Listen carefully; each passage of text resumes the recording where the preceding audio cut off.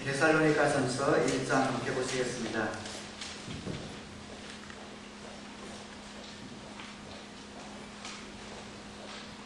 신약성경 데살로니가전서 1장 1절부터 마지막 절 10절까지 제가 공독해 드리겠습니다. 바울이 데살로니가에 있는 교회에 보낸 편지의 서두입니다. 바울과 실루아노와 디모데가 하나님 아버지와 주 예수 그리스도 안에 있는 데살로니가 사람의 교회에 이 편지를 씁니다. 은혜와 평화가 여러분에게 있기를 빕니다. 우리는 여러분 모두를 두고 언제나 하나님께 감사를 드립니다. 우리는 기도할 때에 여러분을 기억하고 있습니다. 또 우리는 하나님 우리 아버지 앞에서 여러분의 믿음의 행위와 사랑의 수고와 우리 주 예수 그리스도께 둔 소망을 굳게 지키는 인내를 언제나 기억하고 있습니다. 하나님의 사랑을 받은 형제 자매 여러분, 우리는 하나님께서 여러분을 택하여 주셨음을 알고 있습니다. 우리는 여러분에게 복음을 말로만 전한 것이 아니라 능력과 성령과 큰 확신으로 전하였습니다. 우리가 여러분 가운데서 여러분을 위하여 어떻게 처신하였는지를 여러분은 알고 있습니다. 여러분은 많은 환난을 당하면서도 성령께서 주시는 기쁨으로 말씀을 받아들여서 우리와 주님을 본받는 사람이 되었습니다. 그리하여 여러분은 마게도니아와 아가야에 있는 모든 신도들에게 모범이 되었습니다.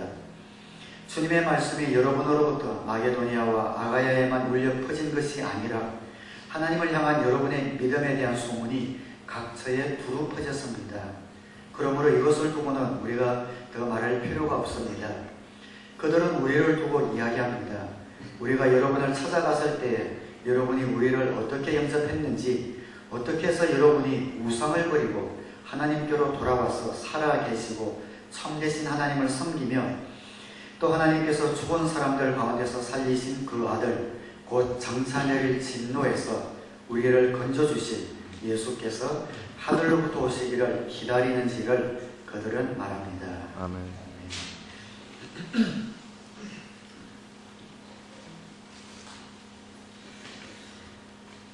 성경에 보면 담고 싶은 몇 교회들이 있습니다.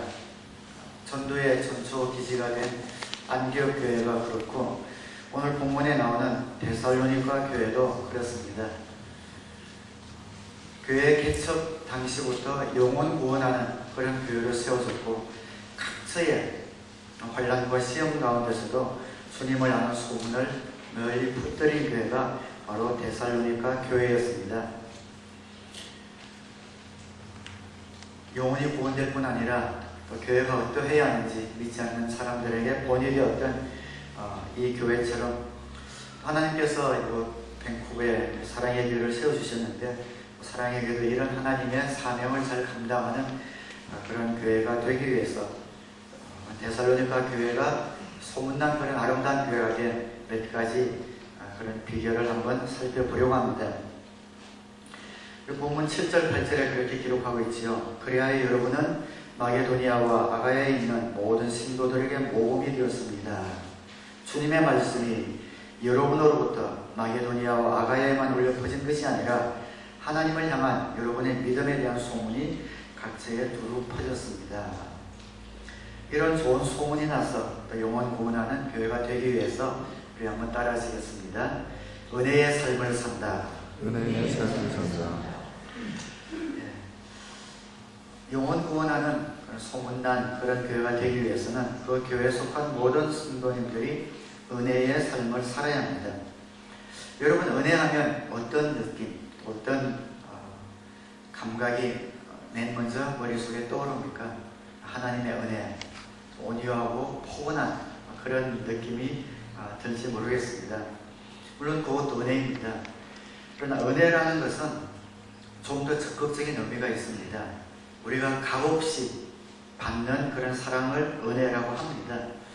많은 분들이 은혜라고 하면 죄 짓고 용서받고 또 죄 짓고 용서받고 우리가 죄를 짓지만 언제든지 용서하신 하나님, 그래서 죄 짓고 용서받고 죄 짓고 용서받는 이러한 삶을 은혜의 삶이다라고 머리에 그립니다.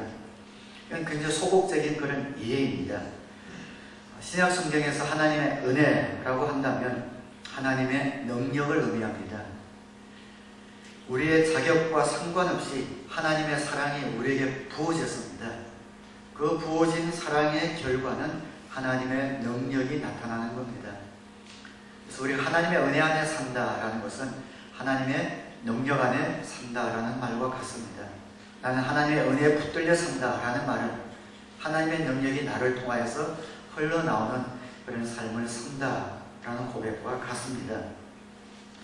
신약 성경을 읽을 때 하나님의 은혜라는 단어가 나오면 하나님의 능력과 대치해서 읽어도 오히려 의미가 더 분명해지는 것을 우리가 발견할 수 있을 겁니다.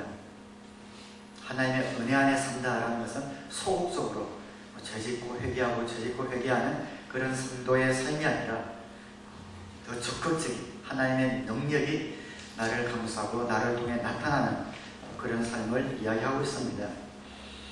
하나님의 백성들이 사는 것이 은혜의 삶이라고 한다면 은혜의 삶은 믿음과 사랑과 소망으로 사는 삶이라고 말할 수가 있겠습니다. 오늘 3절 말씀에 또 우리는 하나님 우리 아버지 앞에서 여러분의 믿음의 행위와 사랑의 수고와 우리 주 예수 그리스도께 둔 소망을 굳게 지키는 인내를 언제나 기억하고 있습니다. 여기 나오는 믿음과 소망과 사랑은 추상적이고 감정적인 그런 단어가 아니라 굉장히 적극적인 그런 단어로 표현이 되어 있습니다. 하나님의 은혜 안에 산다는 것은 우리의 삶 가운데서 이런 믿음과 소망과 사랑의 행위와 열정이 나오는 그런 삶을 이야기하고 있기 때문에 그렇습니다. 은혜의 삶을 특징 짓는 첫 번째가 바로 믿음에 수반하는 행위가 따른다라는 겁니다. 저와 여러분은 믿음을 가지고 있습니다. 예수 그리스도께 기초를 둔 믿음을 갖고 있습니다. 믿음이 있다면 그 믿음에는 반드시 믿음의 행위가 따른다는 겁니다. 그 믿음에 수반하는 행위가 따라올 수밖에 없다는 겁니다. 너무나 당연한 이야기지요. 여러분을 누가 좋아한다, 어떤 사람이 나를 좋아한다라고 느낄 때에, 믿을 때에 그 사람을 대하는 태도와 어떤 사람이 나를 싫어한다라고 믿을 때 그 사람을 대하는 태도가 다를 수밖에 없습니다. 저 사람 나를 좋아한다라고 믿으면은 그 사람을 대하는 태도는 굉장히 적극적이고 긍정적이고 밝겠죠. 저 사람이 나를 싫어한다라고 믿을 때는 웬만하면 자리를 피하고 싶고 마주하고 싶지 않을 겁니다. 내가 믿는 바에 따라서 그 믿음에는 반드시 그 믿음에 반하는 결과가 따라오게 되어 있습니다. 오늘 오후에 비가 온다 라는 것을 믿는 사람은 우산을 쓰고 나갈 것이고, 비가 온다 라는 것을 믿지 않는 사람은 우산을 준비하지 않을 겁니다. 저 여러분이 복음을 믿는다면 그 복음에 상응하는 그런 행위가 반드시 따를 수밖에 없습니다. 하나님은 전지전능하시다라고 우리가 믿습니다. 그렇다면 기도하고 염려하지 않을 겁니다. 우리는 하나님이 항상 우리와 같이 계신다, 임마누엘 하시는 하나님을 믿습니다. 그렇다면 외롭거나 절망하지 않을 겁니다. 우리가 하나님을 믿는다면 그에 상응하는 결과가, 반응이 우리 가운데 그대로 따라올 수밖에 없습니다. 그래서 야고보 사도는 행위가 수반되지 않는 믿음은 믿음이 아니다, 죽은 것이다 라고 야고보서 2장 26절에 말씀을 하고 있지요. 영혼이 없는 몸이 죽은 것과 같이 행함이 없는 믿음은 죽은 것입니다. 여기 앉아계신 대부분의 성도님들은 침례를 받으셨습니다. 침례식을 행할 때 항상 4가지를 질문합니다. 삼위일체 하나님과의 관계와 구원의 확신에 관해서 질문을 드립니다. 당신은 예수 그리스도가 당신의 구세주와 주님이 되신 것을 믿습니까? 라고 질문하죠. 예수님을 삶의 구주로 영접했다고 한다면, 그 예수님이 내 인생의 주인이라고 고백했다면 거기에 상응하는 삶을 살고 있습니까? 주님이 여러분의 주인이 되셔서 여러분의 인생을 인도하시는 분이 되고 있습니까? 당신은 하나님의 사랑받는 자녀가 되신 것을 믿습니까? 여러분이 아멘으로 고백을 하셨습니다. 여러분이 하나님의 사랑받는 자녀라면, 그냥 자녀가 아니라 하나님의 사랑받는 자녀라면 하나님의 사랑받는 자녀답게 살고 계십니까? 성령님이 여러분 안에 계셔서 거룩한 소원을 주시고 그 소원을 따라 살 수 있는 능력을 주신다고 고백하셨는데 거기에 상응하는 삶을 살고 있습니까? 오늘 밤에 죽는다더라도 천국에 갈 것을 확신한다고 했는데 여러분은 그런 준비를 하며 소망 가운데 살고 있습니까? 아니면 내 눈앞에 보이는 현재와 지금과 오늘이 전부 다인 것처럼 그렇게 살고 있지는 않습니까? 믿으면 반드시 그에 수반하는 행위가 따릅니다.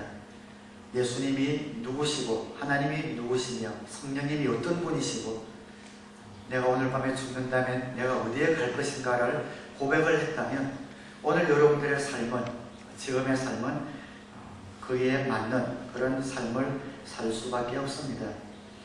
영혼 구원하여 소문나는 교회가 되기 위해서는 그 교회 모든 성도님들이 이러한 삶을 살아가야 합니다. 예수 그리스도와 하나님과 성령님이 어떤 분이신 줄 알고 그들의 믿음에 수반하는 행위를 가지고 살아갈 때에 믿지 않는 분들이 그런 분들을 보며 영적인 세계에 대한 호기심과 감동을 받고 예수님에게 비로소 관심을 갖게 됩니다. 우리가 목장이 있습니다. 목장은 재밌고 또 신나고 행복해야 합니다. 그러나 그것만으로는 안 됩니다. 그 안에 영적인 능력이 있어야 합니다. 그냥 모여서 수다 떨고 우리의 속 마음을 터놓는 것, 목장이 참 좋은 곳입니다. 그러나 거기서 끝나서는 안 됩니다. 목장에 처음 온 분들도 이미 있는 목장 식구들의 이야기를 통해서 정말 그들 가운데 예수님과 하나님과 성령님에 대한 믿음이 나타나는 것을 감지하고 있습니다. 정말 무언가 다른, 내가 지금까지 살아왔던 방식과 사고와는 다른 무엇인가가 있는가, 그것을 알게 모르게 주시하여 보게 됩니다. 세상에서 그냥 재밌는 모임과 똑같다면 그 모임이 하나 더 늘어난 것, 큰 유익이 없을 겁니다. 그러나 내가 인생 가운데 가지고 있던 문제가 이 공동체에서 해결될 수 있을 것이라는 그런 마음, 그런 어떤 기대를 갖게 될 때 그 목장이 진정한 이제 목장으로 거듭나게 됩니다. 재밌는 목장에서 영적인 목장으로 넘어가야만 그 목장이 부흥하고 또 하나님의 통로가 되는 그런 목장이 될 수 있습니다. 여러분들이 신앙생활 하시면서 가끔은 영혼의 어두운 밤을 지날 때가 있을 겁니다. 하나님의 음성도 들리지 않고 사방이 막힌 것 같은 그때에 답답한 그런 순간을 지났던 적이 한두 번은 있을 겁니다. 저도 있습니다. 목회하면서도 그런 영혼의 어두운 밤을 지났던 때 기억에 남는 깊은 어두운 밤을 지났을 때 한 번 정도 있었습니다. 정말 사방이 막힌 것 같고 목사인데도 기도할 때 하나님 정말 계신가, 하나님께서 내 기도를 들으시는가 답답한 그런 순간이 있었습니다. 근데 제 경험으로는 그때 제일 필요했던 것이 하나님의 말씀이었습니다. 그 어떤 위로나 그 어떤 해결책이 아니라 이 상황에, 이 어두움의 순간에 꼭 맞는 그런 하나님의 말씀 한 줄기, 그것을 얼마나 갈구했는지 모릅니다. 그래서 정말 좋은 목사님도 훌륭한 목사, 설교도 막 이렇게 쳐다보면서 정말 이 상황 가운데 나에게 주시는 그 설교자를 통해 주신 말씀이 있을까 찾기도 했습니다. 그런데 그런 순간에 그런 말씀을 들을 때 참 신기하지요. 그렇게 절박할 때 그런 말씀을 들으니까 저분이 정말 하나님께로부터 받아서 그 말씀을 정말 진솔하게 간절하게 전하고 있구나. 그렇지 않으면은 설교자이기 때문에 준비해서 하나님 말씀이니까 그냥 막 전하고 있구나. 그런 것들이 보이는 것을 경험을 했습니다. 그 많은 말씀 가운데도 꼭 필요한 그 말씀을 갈구하는데도 그 말씀을 찾는 것이 시간이 꽤 오래 걸렸던 그런 경험이 있습니다. 그때 제가 느꼈고 또 결심했던 것이 하나 있습니다. 정말 매주일 몇십 명의 성도님들이 교회에 와서 예배를 드리고 또 설교자를 통해서 하나님의 말씀을 듣기 원하는데, 이분들은 정말 귀에 듣기 좋은 어떤 그런 말, 마음의 위로가 되는 그런 말이 아니라, 어떻게 보면 정말 한 분이라도 죽을 것 같은 그런 문턱 앞에서 하나님만이 해결이기 때문에 정말 갈급하고 절절한 심정으로 하나님의 말씀을 대면하는 그런 성도님들이 있다라는 것을 알았습니다.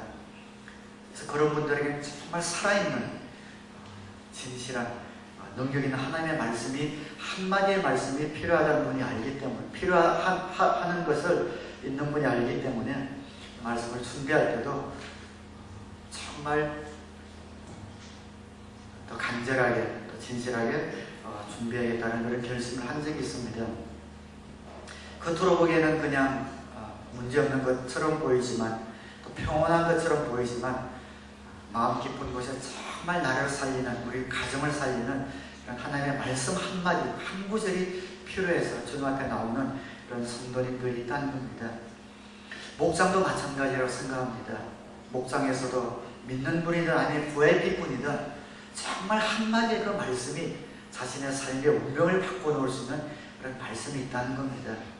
그래서 영적으로 깨어서 우리의 모든 대화 가운데 정말 그분들에게, 또 주님의 말씀이 필요한 자들에게 그 말씀이 들어갈 수 있도록 영적으로 예민한, 또 민감한 이러한 마음들이 우리 목장이, 우리 이제 9년 제자를 지나면서 그런 영적인 목장으로, 또 영적인 목장이 될 수 있도록 만드는 것이 우리 목자 부부뿐 아니라 동력자된 우리의 역할이 아닌가 그런 생각이 듭니다. 믿음이 있다면 그 믿음에 수반하는 행위가 반드시 따르게 되어 있습니다. 하나님이 살아계시고 예수님이 나의 주님이시고 성령께서 내 속에 계시다는 것을 믿는다면 오늘 나의 삶은 그 믿음에 수반하는 그런 결과가 반드시 나타날 수밖에 없고, 그런 사람들이 모인 목장과 그런 분들이 모인 교회는 하나님께서 마음 놓고 사용하시는 그런 영혼 구원하는 그런 교회가 될 수가 있는 것이죠. 은혜의 삶을 특징짓는 두 번째가 수고가 따르는 사랑입니다. 지난 몇 주간에 대해서 여기에 대해서 말씀을 많이 드렸습니다. 수고는 레이버, 노동이라는 단어로 번역이 되어 있습니다. 노동이 따르는 사랑. 사랑에는 언제나 수고와 노력과 희생과 노동이 따릅니다. 사랑해 하면 보통 시험이 그렇게 많이 하죠. 보여달라 합니다. 근데 맞는 말입니다. 사랑한다고 하면은 그 사랑에는 반드시 수고와 노동이 따를 수밖에 없기 때문입니다. 우리 모성애가 정말 사랑 가운데 가장 강한 사랑 가운데 하나입니다. 아이들을 젖먹이고 기저귀 갈아주고 재우고 놀아주는 그 수고는 정말 대단한 수고입니다. 그 수고를 기쁨으로 하는 것, 그것이 바로 진정한 사랑입니다. 수고가 따르는 사랑입니다.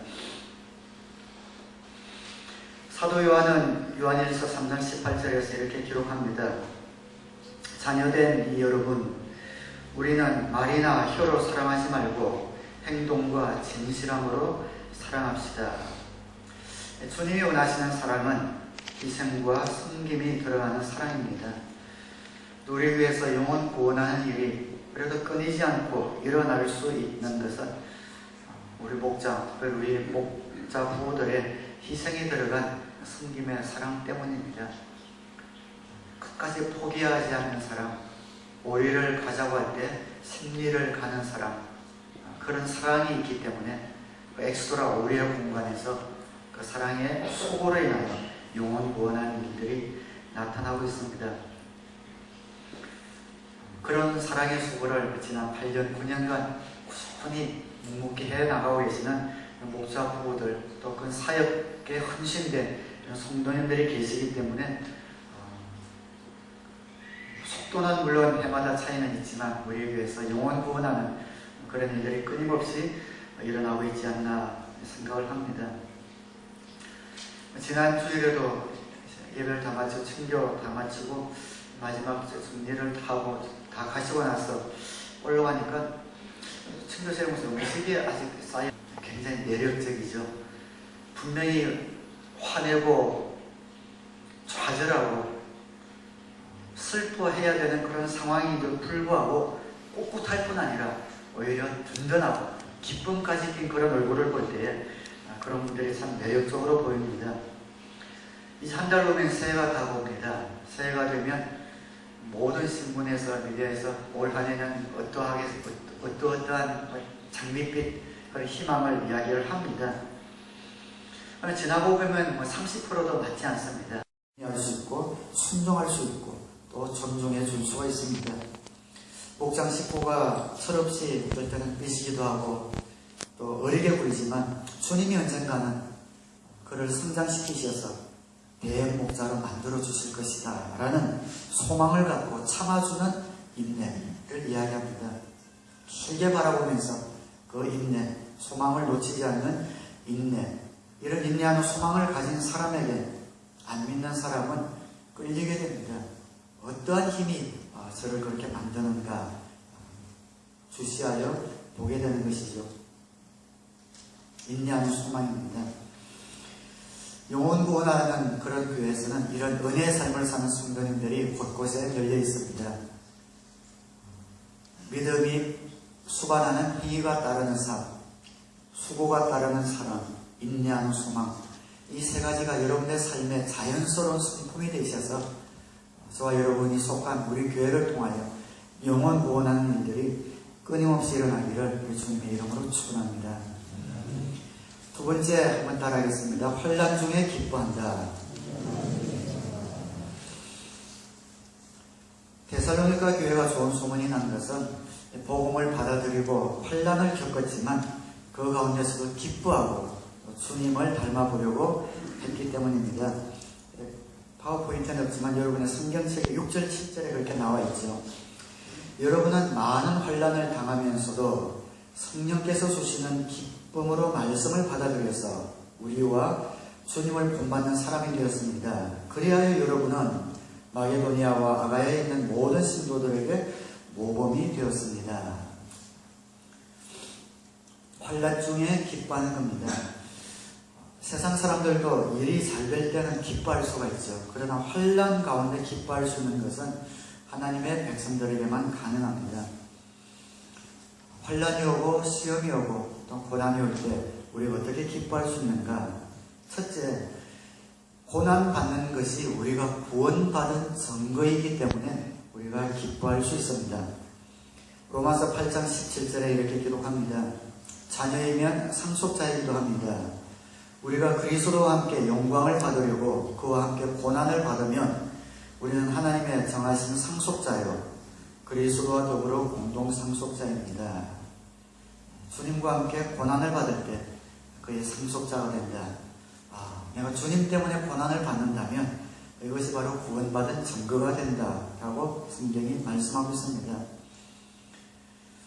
우리가 주님으로 말미암아 사명 때문에 고난을 받는다면 우리는 주님께 구원받은 하나님의 자녀다라는 것을 그 고난이 증거하고 있습니다. 어떤 공동체든 마찬가지죠. 좀 다르게 느껴지는 사람, 이질적으로 느껴지는 사람은 도려냅니다. 왕따시키고 배척하게 마련입니다. 우리 몸도 마찬가지거든요.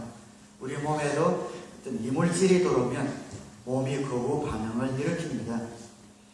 심장을 이식할 때도 이식된 심장에 몸이 거부 반응을 보일지 안 보일지 그것을 제일 먼저 체크하지 않습니까?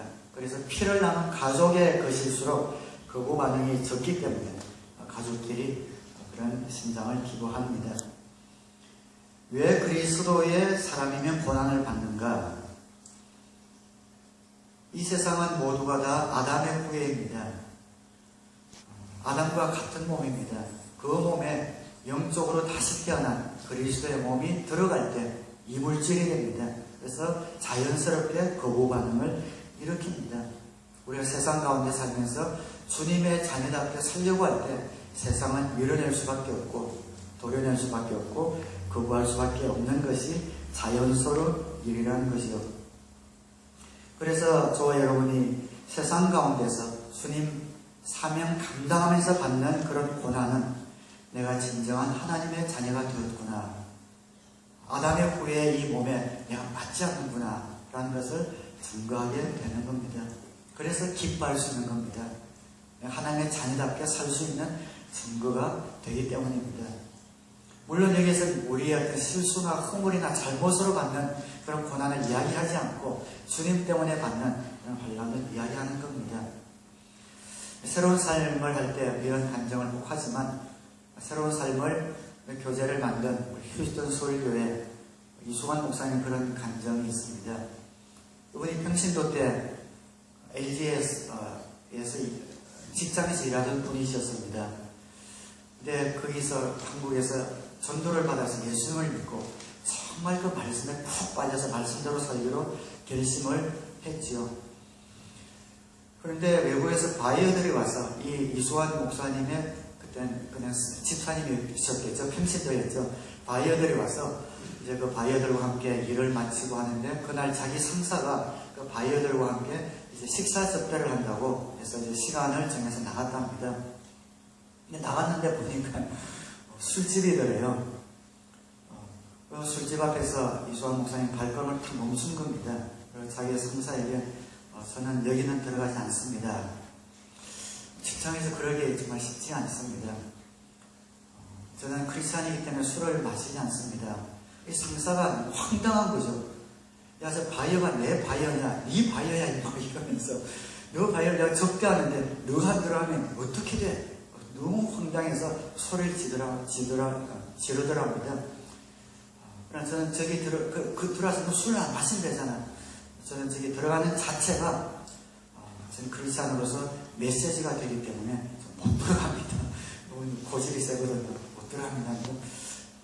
정확하게 뭐래, 조인트를 까였다나 뭐 그랬답니다. 그러면서 그냥 기가 찼어. 알았어, 막 그냥 끄자 이러면서 상사 혼자 들어가더라는 거죠. 직장 생활이 그러면 직속 상사가 눈에 났으니 직장 생활이 얼마나 힘들겠습니까? 그냥 꿋꿋이 그런 말씀을 붙들면서 직장 생활을 했답니다. 근데 얼마 지나지 않아서 미국의 지사장을 이제 한 명 보내야 되는데, 그 추천을 해야 되는데, 그 상사가 자기를 데리고 그 사장실에 들어가더랍니다. 그러면서 하는 말이, 사장님, 이 친구는 지독한 크리스찬입니다. 이렇게 신실한 크리스찬은 제가 태어나서 본 적이 없습니다. 이 친구는 믿을만 합니다. 그러면서 추천을 해주더라는 거죠. 그래서 이수환 목사님이 거의 추천받아서 갔다는 그런 기쁨보다, 그때 그걸 거절했을 때 내 눈앞에서는 이 상사가 나를 욕하고 모욕을 주었지만 그 마음 가운데는 이런 마음을 갖고 있었구나, 그걸 느꼈다는 거죠. 우리가 하나님의 자녀이기 때문에 하나님의 사명을 위해서 이러한 어떤 결단, 이런 강단이, 이런 믿음이 우리 가운데 필요합니다. 세상 사람들은 그들과 똑같은 것을 원치 않습니다. 당장 보기에는 거부 반응이 있는 것 같지만 말씀 때문에 원칙을 붙들고 말씀 때문에 그 기준을 놓지 않고 있는 그런 영적인 사람들에 대해서 마음 가운데 진정한 호기심이 생기는 겁니다. 고난받는 것은 우리가 구원받은 증거가 됩니다. 그리고 환난 가운데서 왜 기뻐하는가? 두 번째는 이 고난이 우리를 그리스도 닮게 만들어주기 때문이죠. 이 고난은 우리를 예수님 닮게 만들어줍니다. 여러분이 예수님을 영접하게 되면 누구나 다 그런 소원이 생깁니다. 이제 좀 예수님처럼 자유롭고 따뜻하고 능력 있는 그런 삶을 살았으면 좋겠다라는 그런 소원이 우리 가운데 생기게 됩니다. 그런데 예수님 닮아가는 것은 절대로 우리 자신의 노력이나 의지로 되는 것이 아닙니다. 우리 힘으로 예수님 닮아갈 수가 없습니다. 하나님이 우리를 만들어 가셔야 합니다. 우리가 예수님 닮기 위해서는 하나님이 우리를 빚어 가셔야 합니다. 그런데 하나님께서 우리를 예수님 닮도록 하기 위하여 사용하는 도구가 있는데 그것이 바로 고난입니다. 고난을 통해서 우리를 예수님 닮은 예수님 제자답게 만들어 가십니다. 마치 조각가가 모난 그 돌의 부분을 쪼아내고 해서 거친 부분을 다듬듯이 하나님께서는 고난이라는 도구를 사용해서 우리를 다듬어가고 만들어 가시는 겁니다. 그래서 고난이 힘듭니다. 고난을 좋아하는 사람은 없습니다. 그러나 그 고난이 힘들기는 하지만 우리가 그 가운데서 기뻐할 수 있는 이유는 무엇인가? 그 고난이 예수님 함께 만들어 가기 때문이죠. 연단은 인내를, 연단은 고난이죠. 그 고난은 인내를, 그리고 그 인내는 소망을 만들어낸다라고 말씀을 하고 있습니다. 여러분이 사명 감당하고 또 신앙생활을 하면서 하나님이 여러분들에게 고난을 주실 때가 있습니다. 그때는 기뻐할 수 있습니다. 이 고난을 통해서 나를 예수님 닮은 예수님 제자로 만들어 가기 때문에 그렇습니다. 여러분, 고난이 올 때 피하지 마십시오. 고난이 올 때 주저앉지 마십시오. 인내하십시오. 인내라는 헬라어 단어의 뜻을 보면은 고난 아래 머무르다 라는 그런 뜻을 갖고 있습니다. under remain, 그 아래 머무른다, 그 아래 유지한다, 피하지 않고 도망가지 않고 그 아래 이 고난이 지나가기까지, 이 고난을 통해서 하나님이 무엇을 원하시는지 그 뜻을 발견해서 그 고난을 통과하기까지 피하지 않고 머무른다 라는 뜻이 인내라는 단어입니다. 그 고난 아래 머무를 때, 그리고 그 고난을 통해서 주시는 하나님의 뜻을 발견할 때까지 머무르는 것, 그래서 소망을 갖게 되는 것, 그러면서 한 번 더, 한 부분 더 예수님 닮은 그런 사람이 되는 겁니다. 이렇게 되어서 더 좋은 것은 무엇인가? 그것을 잊지 마시기 바랍니다. 어떤 일이 있든지 이렇게 되어서 더 좋은 것은 무엇인가? 거기서 고난이다 하더라도 이 고난을 통해서, 이 좋지 않은 혹은 사고나 역경을 통해서 이렇게 되어서 더 좋은 것은 무엇인가? 라는 것을 생각하고 묵상하면서 예수님 닮아가는 것을 결코 놓치지 않는 저와 여러분 되시기를 주님의 이름으로 축원합니다. 고난을 받을 때, 환난을 받을 때 왜 기뻐하는가? 세 번째, 우리에게 상급을 약속해 주기 때문입니다. 내가 잘못해서 받는 고난이 아니라 주님과 이웃을 섬기고 주님이 주신 사명을 감당하기 위해서 고난을 받는다면 하나님은 절대 그 고난을 그대로 넘기지 않으십니다. 무시하지 않습니다. 주님의 이름으로 냉수 한 그릇 대접한 것도 하나님이 결코 잃지 않는다고 말씀하시는 것처럼 주님을 위하여, 사명을 위하여, 이웃을 위하여 흘린 눈물, 흘린 땀방울 하나까지도 주님은 세고 계시다는 것이죠.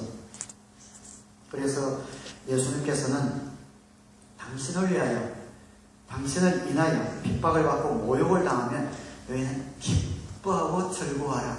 하늘에서 너희의 상이 큼이라 라고 말씀하고 있는 이유가 거기에 있습니다. 우리가 고난을 받을 때 환난 가운데 왜 기뻐하는가? 네 번째는 고난을 받을 때 주님의 위로가 있기 때문입니다. 애통하는 자는 복이 있나니 저희가 위로를 받을 것이며, 우리가 주님을 위하여 고난을 받을 때에 그런 사람에게만 주어지는 주님의 위로가 있습니다. 그 위로가 얼마나 은혜롭고 따스하고 능력 있는지 모릅니다.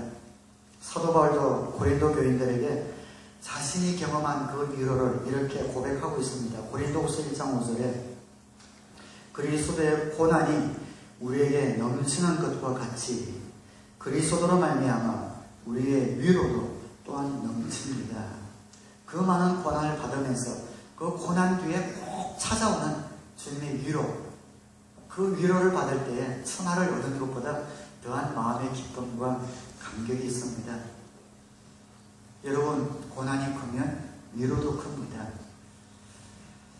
우리 목자님들은 그 목장 사역을 감당할 수 있는 그런 힘의 원천이 섬기고 어떨 때 힘들지만 섬겼던 그 후의 기분이 예수님을 영접하고 침대받을 때 그때 모든 힘듦 그것이 눈 녹듯이 사라진다고 고백을 합니다.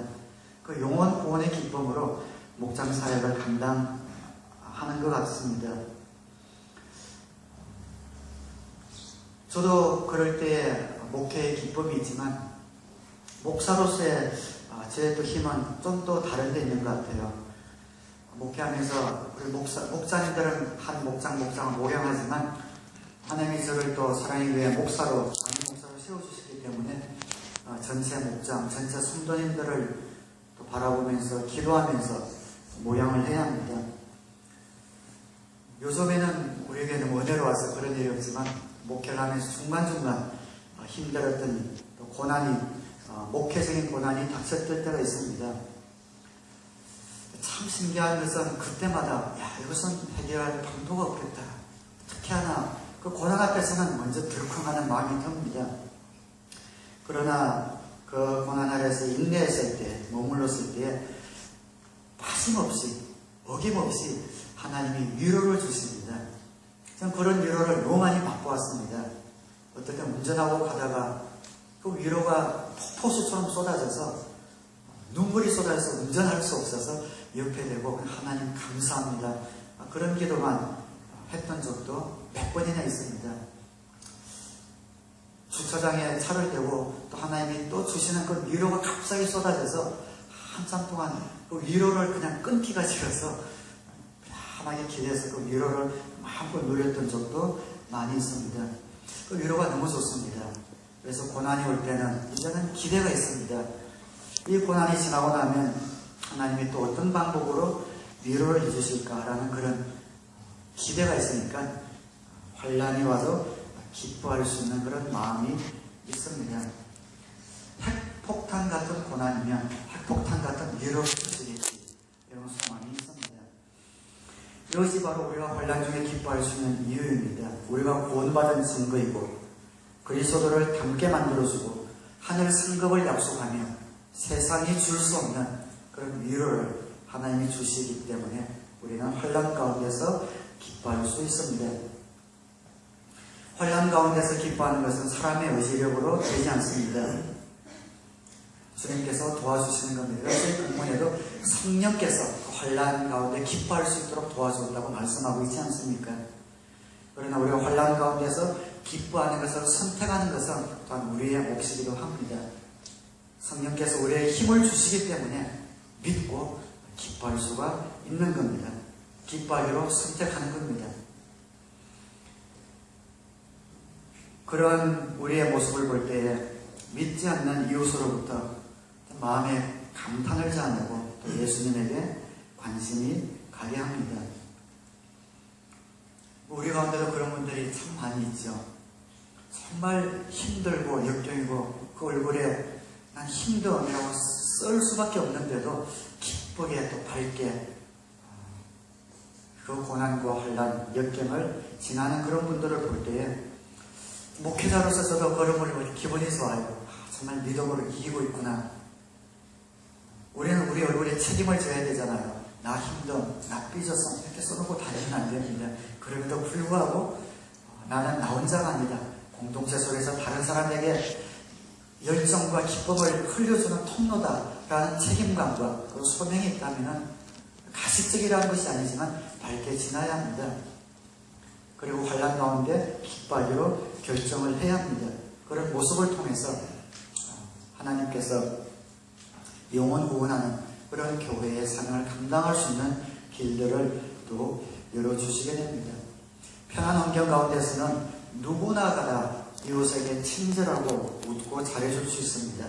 그러나 역경 가운데는 어렵습니다. 이것을 알기 때문에 환난 가운데서도 의연한 모습을 보이고 더 나아가서 기뻐하는 사람을 세상이 감당치 못합니다. 하나님께서 그런 사람을 통하여 하나님의 하나님 되심을 더욱 널리 더 깊게 증거하기를 원하시는 것이죠. 그럴 때에 영혼 구원하는 소문난 교회가 되는 겁니다. 마지막으로 소문난 영혼 구원하는 교회가 되기 위하여 따라하겠습니다. 변화된 삶을 보인다. 9절 말씀에 이렇게 기록합니다. 그들은 우리를 두고 이야기합니다. 우리가 여러분을 찾아갔을 때에 여러분이 우리를 어떻게 영접했는지, 어떻게 해서 여러분이 우상을 버리고 하나님께로 돌아왔는지라고 기록하고 있죠. 변화된 삶을 보이기 위해서는 우리가 우상을 버려야 합니다. 이 우상은 하나님보다 더 중요하게 생각하는 것입니다. 대부분의 사람들에게는 돈이 우상입니다. 돈이 무엇보다 더 앞서고 있습니다. 어떤 분에게는 학위, 어떤 분에게는 명예, 어떤 분에게는 권력, 특별히 이민사회에서는 어떤 성공, 이민생활의 성공, 또 어떤 분들에게는 자녀가 우선이 될 수가 있습니다. 그 각계각계는 나쁜 것이 아니지만 그것이 내 삶의 제일 우선순위에 자리 잡고 하나님보다 앞섰을 때에 성경은 우상이다 라고 이야기를 하고 있습니다. 그래서 예수 믿는 사람들도 우상을 섬길 수가 있습니다. 그리고 많은 사람들이 예수님을 믿으면서도 우상을 섬기고 있습니다. 그런데 예수 믿지 않는 사람들이 이것을 기가 막히게 감지합니다.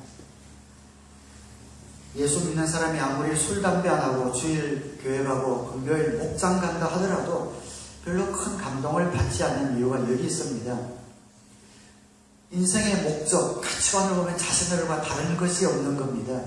똑같이 어떤 돈, 똑같이 자녀 성공, 그다음에 이민 생활에서 성공, 그 목적을 추구하면서 단지 방법이 다르다고 느끼기 때문입니다. 우리는 열심히 일해서 우리가 일해서 이런 목적을 이루려고 하고 예수 믿는 사람들은 기도해서 하나님께 구해서 하려고 할 뿐, 방법만 다를 뿐 목적이 같다라고 생각하기 때문에 믿지 않는 분들이 그렇게 믿는 신자들을 보고 전혀 마음의 감동을 받지 않는 겁니다. 크리스찬 삶에 변화가 없고 또 안 믿는 분들에게 비웃음을 사는 이유가 우상을 버리지 못하기 때문입니다. 한국 교회가 점점 힘을 잃어가는 이유도 우상을 버리지 못하기 때문입니다. 그러면 나에게 우상이 있는지 없는지 어떻게 알 수 있는가?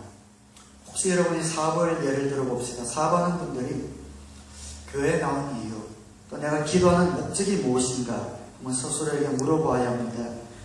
내 사업이 잘 되기 위해서 기도한다면 이런 분에게는 사업이 우상이 될 가능성이 많습니다. 내 사업이 우선이고 이를 성공시켜주기 위해서 하나님이 존재한다 말은 안 하지만 그렇게 느끼기 때문입니다. 그러나 나는 하나님의 방법으로 사업을 하겠다, 하나님의 방법이 옳다라는 것을 분명히 보이는 의지를 갖고, 그리고 고용인들 생활을 보장해주며 여기서 생기는 수익금으로는 저와 이웃을 위한 목적을 가지고, 쓰기 위한 목적을 가지고 사업을 한다고 하면 이분에게는 사업이 우상이 아닙니다. 이분에게는 이 사업이 하나님께 영광을 돌리기 위한, 그리고 이웃을 섬기기 위한 도구가 되기 때문에 그렇습니다.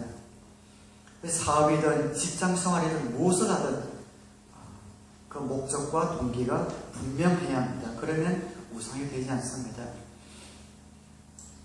오직 그것의 성공과 행복을 위해서만 우선순위를 두고 있다면 우상이 될 수가 있습니다. 믿는 사람들이 우상을 버릴 때 세상 사람들은 감동을 받습니다.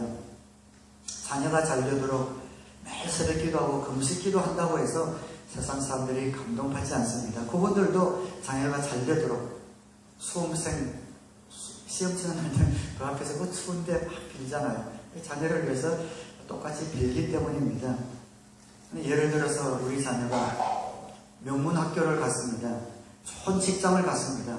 그런데 하나님의 소명을 받아서 좋은 학교 또 좋은 직장을 그냥 내려놓고 선교사로, 저 오지에 있는 선교사로 소명을 받아 간다라고 결정했을 때 내가 부모님이라면 어떤 결정을 할 것인가?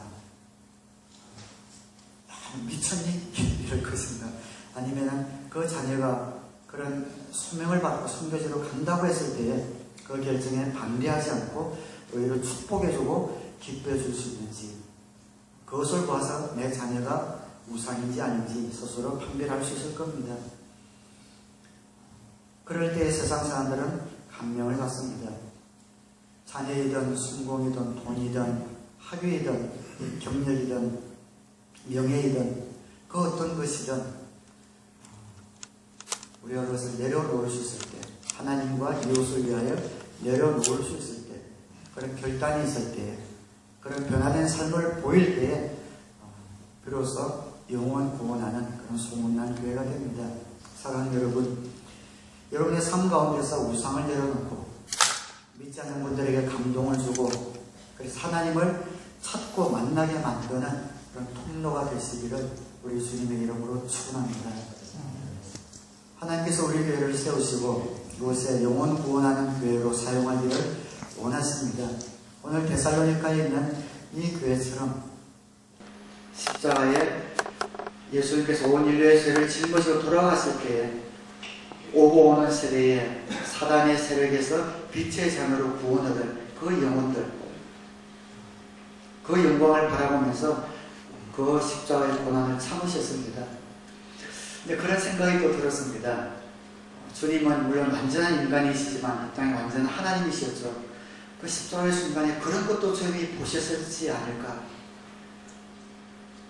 예수님은 한 분이 온 인류의 죄를 대신해서 돌아가시지만 이제 이후로 100년, 200년, 1000년, 2000 오고 오는 그 세대에 그 주님을 위해서 목숨을 초계같이 버리며 주님을 증거하기 위해서 온 세계, 온 인류, 온 민족 가운데 들어가서 주님을 증거하면서 추위와 더위와 메마짐과 배고픔과 풍랑의 위험과 목숨의 위험까지 내어놓고도 주님을 증거하는 그 많은 주님의 제자들의 모습이 아마 예수님의 그 짧은 순간에 쫙 그런 것이 보이면서 내가 저들을 위해서 목숨을 버리지만 나를 위해서 목숨을 던지 저 많은 제자들이 보면서 아마 순간이지만 기쁜 마음으로 그 기쁨을 가지고 십자가의 그 고난을 감당하지 않으셨을까 그런 생각이 들면서